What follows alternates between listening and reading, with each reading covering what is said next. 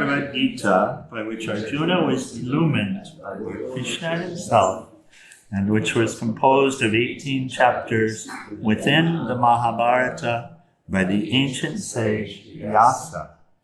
O Divine Mother, destroyer of rebirth, who showers the nectar of oneness upon us. O Bhagavad Gita, my affectionate mother, on thee I meditate. All the Upanishads are the cows. The milker is the cowherd boy, Krishna. Arjuna is the calf. People of purified intellect are the drinkers, and the milk is the supreme nectar of the Gita. My salutations to the Lord, who is the source of supreme bliss, whose grace makes the mute eloquent and the crippled cross mountains. Hari Om Tat Sat. Okay. So the question has to do with, the question that Arjuna asked at the beginning of the chapter has to do with renunciation. What is the perfect renunciation like this? And the discourse, the final discourse of the Bhagavad Gita is the summary of the entirety of the teaching of the Bhagavad Gita. By this point, everything has been taught. And Arjuna asked this question, which really relates to what he was suffering from at the beginning of the Bhagavad Gita, which is wanting to renounce the action, and then wanting to understand why it is that Lord Krishna told him you shouldn't, you can't, you must not. And so he comes back then, and what is this perfect renunciation?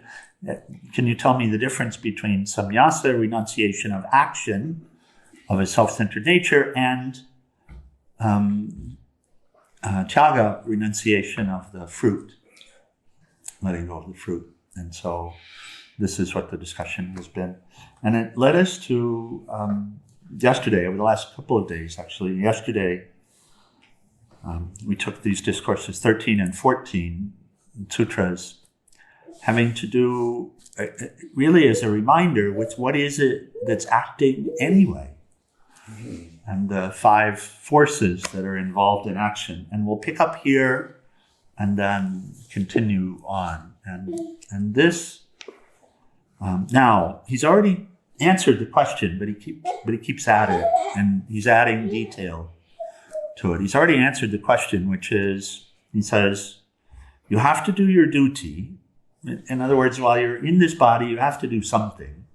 Better to do your duty, because your duty, performed in the right spirit, is what frees you from action. And you're wanting to be free from action, but that doesn't mean being free of the action. That means being free of the sense of doership that I'm doing. And so he gives the prescription, which is duty. What is your duty? He gives a very simple definition, and this is in the discussion as well that we've been having. Whatever is in front of you that you're capable of, that's your duty. So it's such a simplicity that we still tend to want to run away from because of the notions that we're dealing with and this ego-centered stuff. But it's very straightforward. And then he says that sattvic renunciation means to do it in full spirit, with full dedication, and to offer the fruit, to not have interest in the fruit for yourself. And then this discussion yesterday helps us to see it. The question is, who is doing anyway? And this is where we'll pick up. And we've had this beautiful opportunity with Nataraj and Jules and Dao here joining us a few days or so ago to use the example of motherhood and in looking at this question of doership. And so, who's doing anyway? I say I'm doing, but really, if you look at it, who's doing? And so this is what Lord Krishna says in the 13th sloka.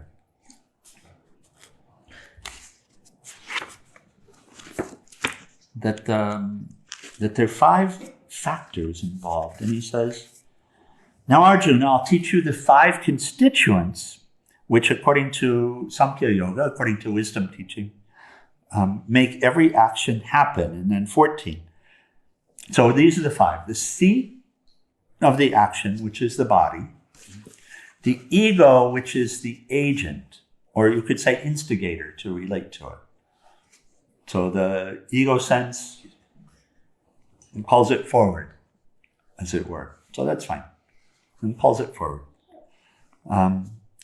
And then who else? What are the other 3?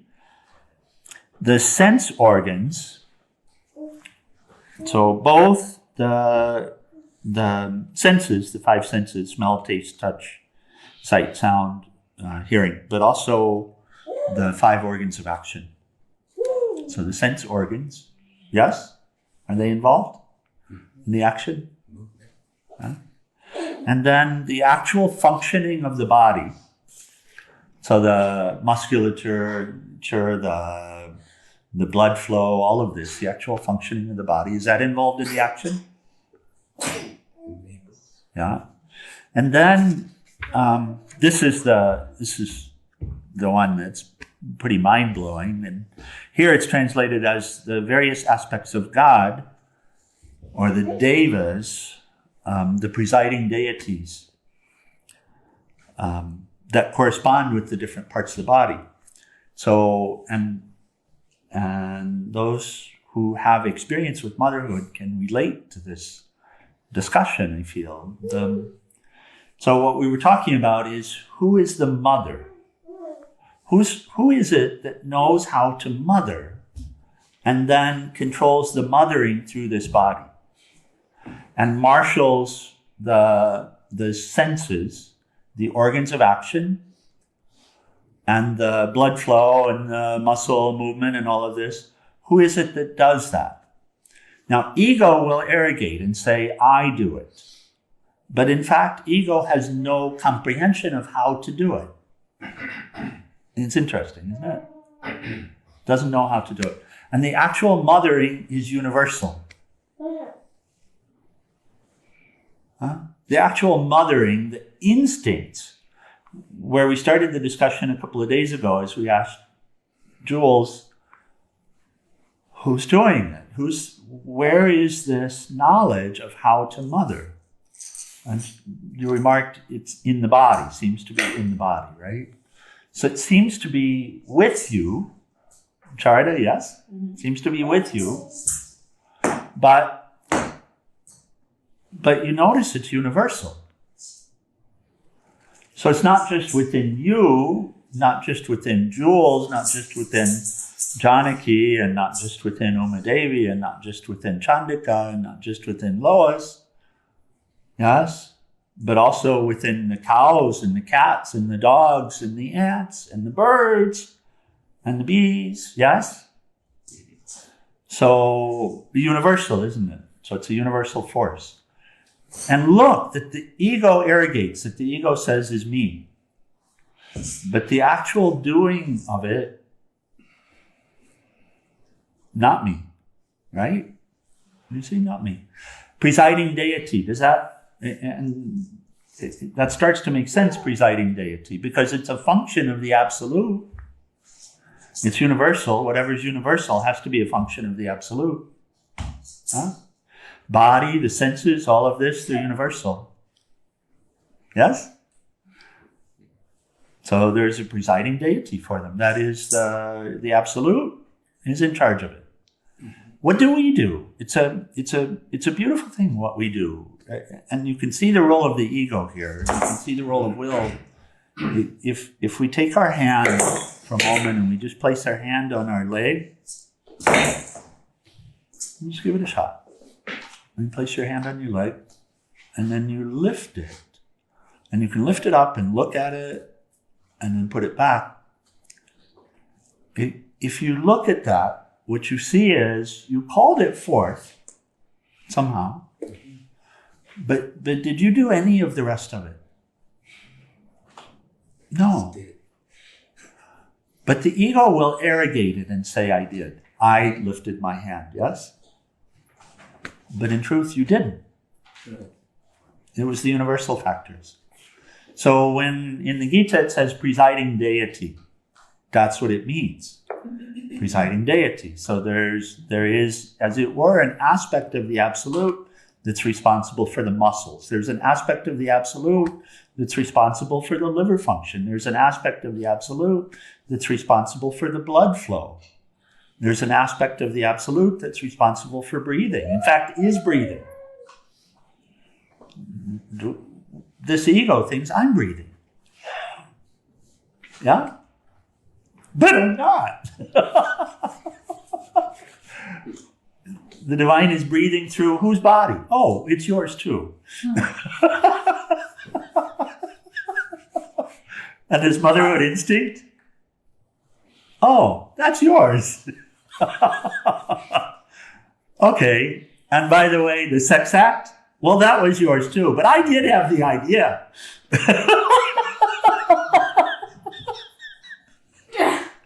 But the sensation? That wasn't me either.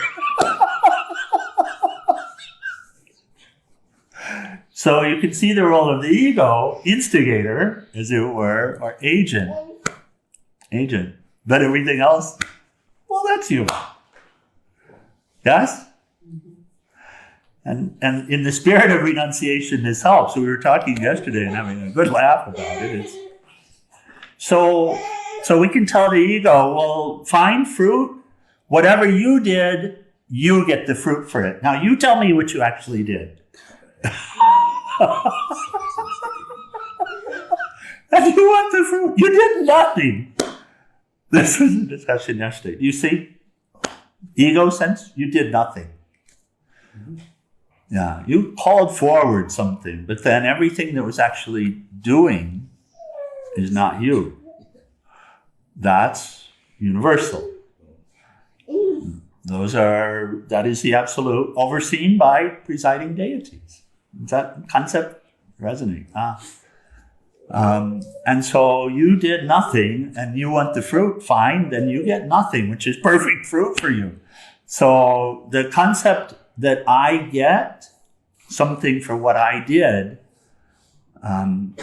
you see the concept is flawed. Or you could say it's perfect because since you did nothing, you get nothing and nothing is perfect for you. You're just clogging up the works. This ego sense, this sense of separation and the sense that I'm doing and I deserve and I get and this is mine and that's yours and all of this. It's a fallacy. It's a made up notion. And so this chaga, this renunciation of fruit, is actually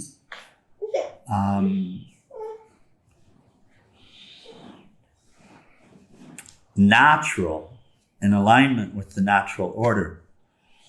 Because the notion that I did and I deserve and I get and I won't take and all of that, that's, as it were, not just a fallacy, but it's something that clogs up the natural order, we could say. Okay, so continuing. Here's where Lord Krishna continues from here in 15. Whatever a person does, whether right or wrong, whether thought, word, or deed, these are the 5 elements that bring about each action. So whatever it is, even a thought. When did you create your mind? Even a thought. Even a thought is calling forth this presiding deity over the thoughts. This is the way it is. Now this is beautiful translation here. This is the way it is. This is the way it is. But people whose minds are not trained imagine themselves, who are the agent of the action, to be the doers. Or they think that the doer is the true self, who is absolutely independent, kevalam. Their discernment is perverted and they don't see. They think that the absolute is doing, but the absolute is not actually doing either. Nature is doing. nature is doing, which is the made of the absolute, made of the absolute, and this ego sense is involved in the process in terms of calling forth, as it were, as the agent. And we can come to see that this is really the way it is. And by the way, as this really begins to happen, it brings such a divinity into the life. Jules, you had a little experience, doesn't it? It brings such divinity into the life. Because if we can actually see who's doing what here, it gives us the opportunity for a real relationship. Yes. This kind of reminds me of a conversation that Padmasini and I had a long time ago about, I was constantly worried about what food to put in my body. Yes. And I always worried about that. And, but this has this and this has this. And she just said, you have to just trust. She said, Brahman is the digestive fire. You have nothing to do with it. It's so true, Yes. You really don't have anything to do. It just does what it does, right? You just have to trust, right? It does what it does, and yeah, that's it. And trust, and also see, because real trust comes from seeing, or comes from knowing. There's a beautiful quote, Shams of Tabriz, Rumi's guru, in the 40 Rules of Love. He talks about trust or faith, which is really a knowing of the process. So when you know this and don't forget it too much, then there's the recognition of it. And he'll talk about, for example, when you plant the rose bush and you water it and you care for it, then you know that the rose will come because the rose is already there. So you can say you have faith then that the rose will come. But that faith is a knowing. It's an understanding of the process. In the same way, if we understand the process here, then of course there's absolute faith, you see. So faith, Peace Pilgrim would say, faith is a knowing in that which cannot be known by the senses or comprehended by the mind. Right? So this mind can't, it can recognize you're doing all of this. It actually can. But how? God knows. Right? That still remains a mystery to the mind. How did you make the blood to flow? Huh? That's going to remain a mystery. Is not that heart pumping? Because you made that too. Right? And so whatever question you ask, you can see, dear Lord, you did this. And you are this. And you are the digestive fire. And so that's faith, but a knowing in what the senses can't know and the mind can't comprehend, it can't understand, but it's real knowing. And those of us who don't know, we'd say, you have faith. Right? So, now, he continues on the line. So those whose minds are not trained, this is a beautiful translation. This is Swami Satchidananda, and this is a wonderful translation for the Western mind. So he actually differentiates whose minds are not trained. But the mind can be trained to recognize this. And when the mind is trained to recognize it, to look deeper, to see what's here, then these artificial states, fear and anger and all of this, they fall away because they're also only in the mind. They only exist in the mind. And so a trained mind is the Buddha. Trained mind is buddhi, the mind or intellect that is in the light, meaning buddhi, which is really what the Buddha is, or the enlightened one. The only difference is their mind has been trained. So that's the way it is. And he says, when you're free of the ego sense of separateness, which is not permanent, which is it is a factor. It's a factor. Like when we were chanting the Devi Mahatmyam that Hara led, that last line, salutation to the mother in the form of Bhranti. Bhranti is that ignorance, which is also, whose ignorance is this? Well, that's your ignorance. So even the ignorance that I experience is you. We can say Maya or whatever. Bhranti's a nice term, just meaning the ignorance. So even the ignorance is you. And when you recognize that sense of ignorance, which manifests with us as a feeling of being separate, ego sense, that's how we experience it. The ignorance isn't like, we were talking the other day. I'll often relate in computer terms, in programming terms, and like this. And Chandika does a lot with programs and programming. And we said, what is it when the first line of code in a program is an error? Then what about every other line that comes after that? So in the code, you start with usually the firmware, the center of the code. And then you add on to it, you continue to write. And if the first line is in error, then what about the rest of it? It's an error. So there's a fundamental error, and that's Bhranti. It's the feeling of being separate. And it's a sense, like as if I am, but it's possible for this mind to learn, but I'm not separate. Trained mind, I'm not separate. I see what's happening here. I don't understand it, but I can see what this is. Even through the senses now, I realize that when I see, that I'm seeing you. And when I smell, and when I digest, and all of that.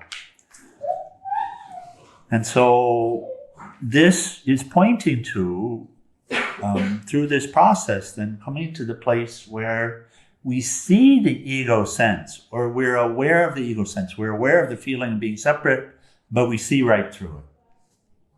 Yes? We see right through it. But we're not. So I'll testify at some point. That feeling will be there, but you don't accept it. Have you ever had a feeling that you don't accept? Yeah. Because you've learned that when you follow that feeling, it doesn't take you any place good. Well, this is the big one. It doesn't take you any place good. Ultimately, and so you feel it, but you don't recognize it. You say, no, it's not true. I'm not separate. This is all my Lord. This is all my beloved.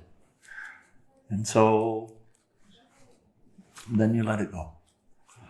And that's what's being spoken of here. When you are free of the ego sense of separateness, the ahamkar, then your discerning intelligence is no longer tainted. Then the conscious mind is no longer tainted, colored by that feeling of being separate. So now you're free. Conscious mind is free. Relaxed. No longer caught up in the feeling of being separate and therefore doing for a separate individual, or choosing to do for a separate individual, or grasping and holding on to something that would complete you because you know you're complete already. Yes? And so then it's free. It's no longer tainted, no longer polluted. Though it may appear that So now he comes back to the beginning of the Gita. Though it may appear that you slay your enemies, in fact, you're not the doer and you're not bound by those actions, if you see. Lord Krishna had said earlier, I'm the one doing it. You're not doing it. And here we see, yeah, it's true. I'm not doing it. You put me here. You trained me to do this. And by the way, this me, it's you. The duty. It's clear this is the duty, so ego can't stand in the way of it. And then 18, and we'll close here this morning. There are 3 incitements to action that bring forward action. Knowledge, what is to be known, and the knower. There are 3 components of an action. The means, which is the body that performs the action. The means, how the action is performed. The doing of the action itself, and the agent of the action. And that agent, again, is the ego sense.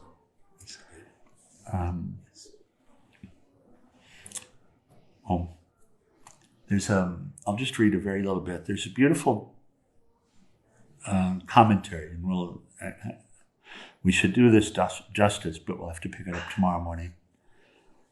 But a little bit of it.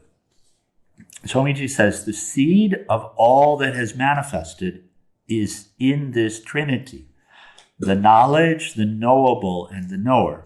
Unfortunately, we don't usually see them separately.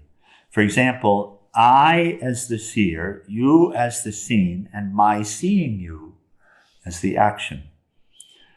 Seer, seen, and seeing, these 3, subject, object, and the interaction between them, always come up together.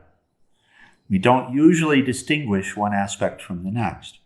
If we could separate them, we would always see, I am the subject, and what I see becomes the object. It becomes the object because I see it. So, an awareness of this will create a new outlook on the world. The object becomes a particular object because of the way we see it, because we see it so. In other words, I can see this person as a woman.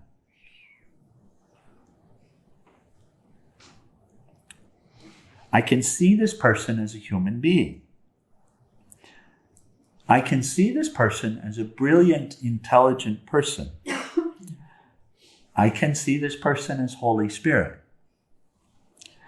I can see this person as tall, thin, fat, white, or black. All are one and the same person.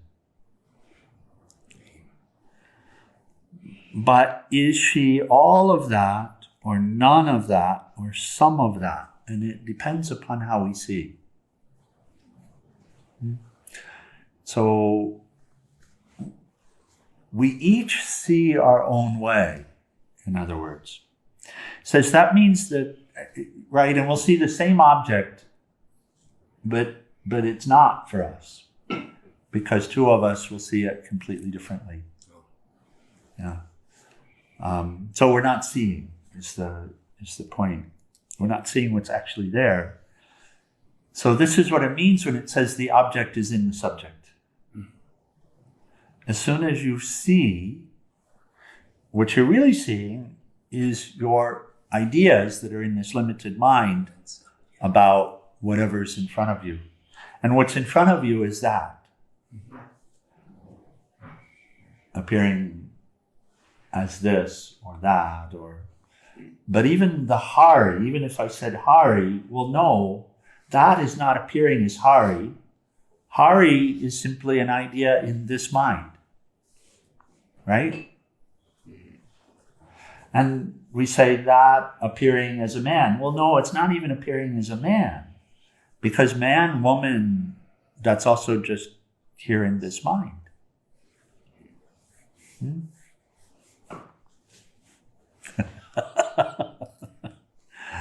It says that means that the entire visible world as you know it is nothing but your projection, how you see it. The world is the seer's creation.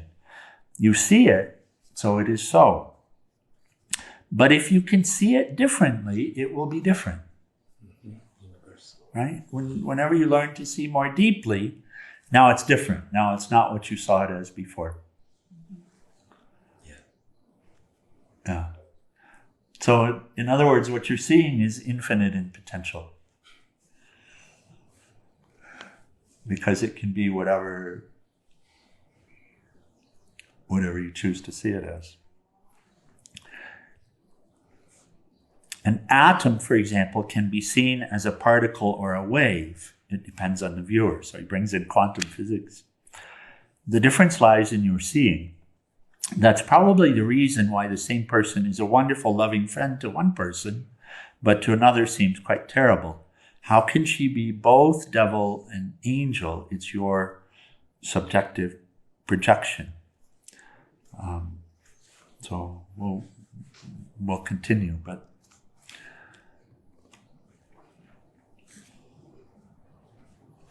so this is a continuing discussion of action and what is this action. And he's sharing action is this relationship between the seer, that which is seen, and the relationship between the two. And can you see that the agent of action, the ego sense, according to how the object is seen, will assert.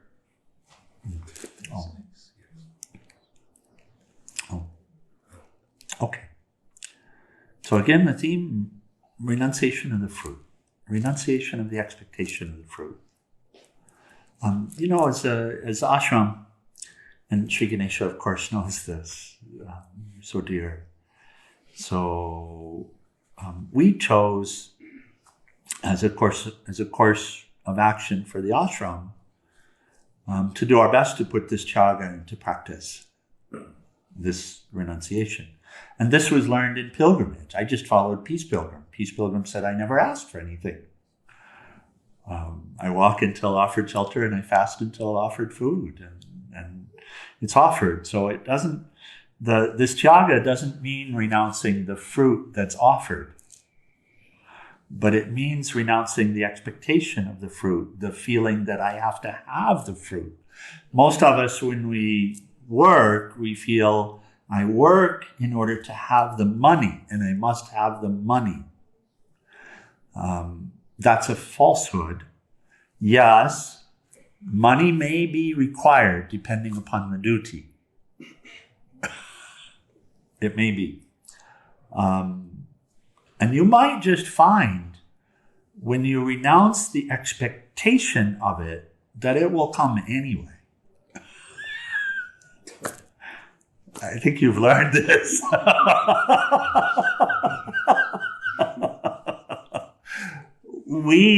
This ashram actually embodies it because we never ask, which is the pilgrim way. But somehow what's required comes, and we don't give it back. But it's not ever ours anyway. Even if someone offers a donation which is unasked for, that which is being donated is actually always the absolute's.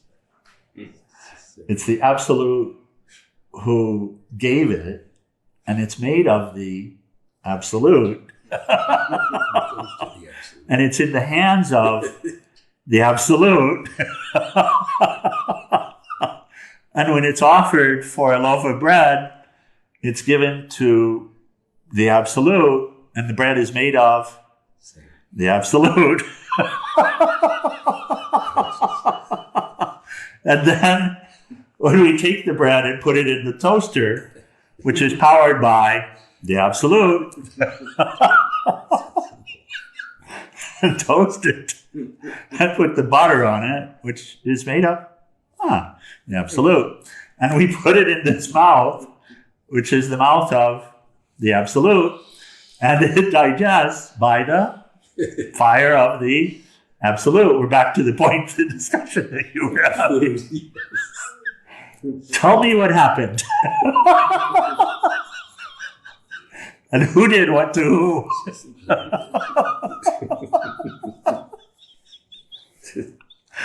What this agency is, what this feeling, I need, it's mine, I deserve it.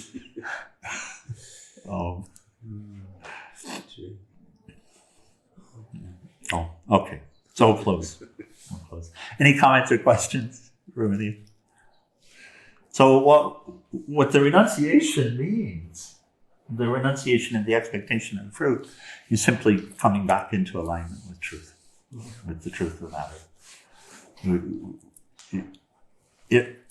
Since it's rooted in a false notion, what you're actually doing is you're not renouncing anything other than a false notion. That's all you're renouncing is a falsehood. You're not renouncing anything real. You're just renouncing a lie. So it's fine. Yes? Just renouncing a false notion. Oh. And does it make sense then that renouncing that false notion allows you to live in the truth? Yeah. Oh. That's the single key to it. Everything in the Gita is building up to this chapter 18, which is really this gets back to, in order to be in the truth, in order to recognize the truth, you just have to renounce the false. All right. It's re-educating the ego to perceive differently. Ego's ignorance. You don't re-educate the ego, you just let it be. Just let it Just let it be. Just let go of doesn't it. perceive differently. And you recognize, you train the mind. Train the mind. And the mind itself eventually will not associate with the ego any longer, with that feeling of being. Because now it's trained. It's in the light. It serves the light. That's how the ego gets tamed. Because it does get tamed. You know, the funny thing is the ego doesn't actually exist as such. Ego is a form of God. Yes. So just let it be a form of God. But it can get quieter. That's the whole thing. It does get Ego quieter. doesn't, it's a feeling that lies at the center of the mind until you train the mind. And then you let go of it. And then you let go see of it. See it arise and don't attach. And drop. Here's one of the ways that ego is explained. Sometimes it's helpful. Okay. Is I don't really know how to play the harmonium, but I learned a little bit about the harmonium just because of the role. I had been at the yoga farm for a month in between walking. It was after the coast to coast walk, and the idea came that I should learn harmonium. And there was somebody there who was amazing with it. And she said, I'll take time with you every day, an hour every day. What a gift. And so we sat and I learned a little bit about the care of the harmonium and how to play the harmonium. Now, truth be told, Charda is so much better than Swami, but I play every day because in this role. And so I wouldn't say I really know it, but I could say I know a little bit about it. But there was a time when I didn't know anything about it. So that's ignorance, and and what happened to that state of not knowing? Good. It just went back into non-existence. Okay. Does that make any sense? It no never actually had any reality. It was just an experience. I don't know. And so just an idea like that. But then the idea is gone now because I can say I don't really know much. I don't, but that absolute not knowing anything about harmonium is just vanished. So ego sense is really this. It's simply a not knowing. And so it just, you don't even, this is why I'm saying, well, it's not really, because it doesn't really exist. It just thinks it has it just really doesn't exist. What else to say? It's not in the self. Now you can say I know, and you don't have to say I used to not know. You don't even have to say it. Because it's not part of the sound. Because it's not real. Right. It's part of the illusion. Well, but that's also God. Right, but we can see it for what it truly is, though. Yes. Is that true? You can learn. Yeah. Thank God. Thank God. No question. Okay, let's close. Jai. And different people will say different things. Some people will say, well, the ego is fine. But I would say, well, ignorance is not the most enjoyable experience. especially when it's concomitant with suffering. What if you don't suffer? If you don't suffer, does that mean the ego is dead? Or that never existed? Okay, I'm gonna ask you a question. Let's see if you have an answer to this. Okay. Let's see. Tell me about the life or death of the son of a barren woman. It never existed in the first place. Thank you. Same thing. Same thing. So don't contemplate on it.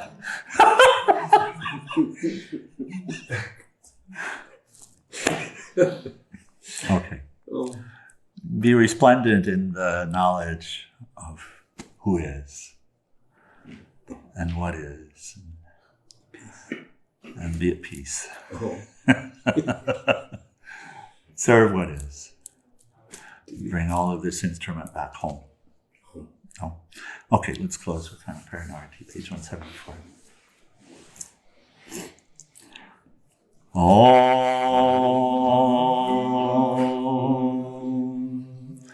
Om Trayambakam Yajamahe Sugandhim Pushtivardhanam Orvai Rukameva Bandhana Mritor Mukshyamamritata Om Trayambakam Yajamahe Sugandhim Pushtivardhanam Orvai Rukameva Bandhana Mritor Mukshyamamritata Om Trayambakam Yajamahe Sugandhim Pushtivardhanam Orvai Rukameva Bandhanam Mritor Mukshyamamritata Om Sarvesham Swastir Bhavatu Sarvesham Shantir Bhavatu Sarvesham Purnam Bhavatu Sarvesham Mangalam Bhavatu Sarve Bhavantu Sukhinaha Sarve Shantu Niramaya Sarve Bhadrani Pashyantu Makashit Dukapakave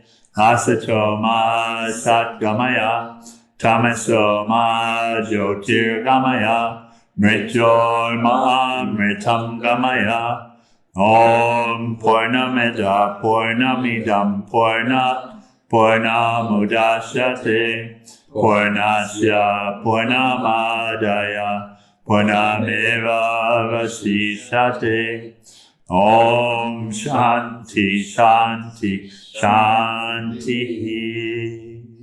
Universal prayer. O adorable Lord of mercy and love, salutations and prostrations unto thee. Thou art omnipresent, omnipotent, and omniscient. Thou art Satchidananda. Thou art existence, knowledge, and bliss absolute. Thou art the indweller of all beings.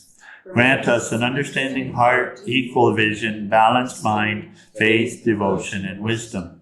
Grant us inner spiritual strength to resist the temptation and to control the mind. Free us from egoism, lust, anger, greed, hatred, and jealousy. Fill our hearts with divine virtues. Let us behold thee in all these names and forms. Let us serve thee in all these names and forms. Let us ever remember thee. Let us ever sing thy glories. Let thy name be ever on our lips. Let us abide in thee forever and ever. On below Satguru Shivananda Maharaj Ki, and for all the saints and sages of all the traditions.